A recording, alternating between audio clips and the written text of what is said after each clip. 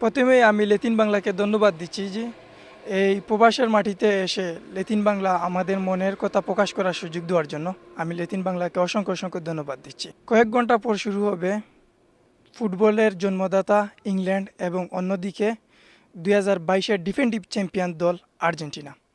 যেহেতু আমি একজন মেসি ফ্যান, আর্জেন্টিনা ফ্যান, আমি চাই মেসির শেষ আমরা সবাই জানি এটি মেসির শেষ বিশ্বকাপ।